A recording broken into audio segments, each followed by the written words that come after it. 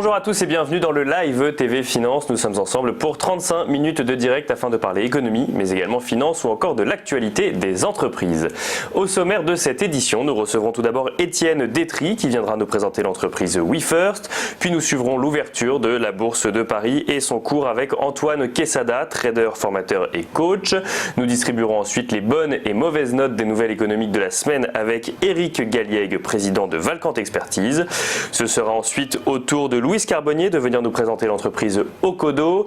Et enfin à 14h, retrouver l'émission Entreprise et Innovation codiffusée dans l'espace économie du Figaro.fr. Nous recevons aujourd'hui Juliette Lorenz avec qui nous parlerons de conciergerie de luxe pour les propriétaires parisiens habitant en dehors de la capitale. Juliette Lorenz qui est la CEO d'OpenUp. Mais tout de suite, un petit peu d'actualité économique et tout d'abord les grèves d'hier, jeudi 5 octobre, ont mobilisé entre 800 000 et 1,5 million de personnes dans toute la France, entre 800 000 et 1,5 million de manifestants. Cette grève regroupait les cheminots, mais aussi les enseignants, les étudiants, les policiers, les éboueurs et même les avocats. Mais le secteur où celle-ci a été le plus suivie reste les transports et au sein de l'éducation nationale. La SNCF et la RATP ont d'ailleurs décidé de reconduire la grève demain, certains allant même jusqu'à évoquer une reconduction jusqu'à mardi prochain. À Paris, des incidents ont éclaté en marge de la manifestation Place de la République, obligeant une partie du cortège à faire demi-tour. Ailleurs en France, les manifestants ont rassemblé près de 20 000 personnes à Montpellier ou encore 19 000 à Nantes. Deuxième info ce matin, le SMIC ne connaîtra pas de revalorisation de au-delà de la formule légale en 2020. Le groupe d'experts chargé de conseiller le gouvernement sur ces questions-là déclare dans son rapport consulté par le journal Les Échos qu'il ne recommande pas d'appliquer un coup de pouce au salaire minimum à partir du 1er janvier.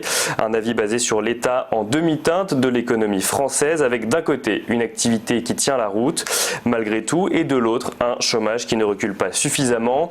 Autre explication à cette non-revalorisation, la fragilité économique dans laquelle se trouvent les entreprises françaises, notamment à cause d'un déficit de compétitivité encore trop grand par rapport aux entreprises étrangères. Et enfin, troisième actualité ce matin, le groupe Kering serait intéressé par les doudounes Moncler. Des discussions préliminaires seraient actuellement en cours entre les dirigeants des deux groupes.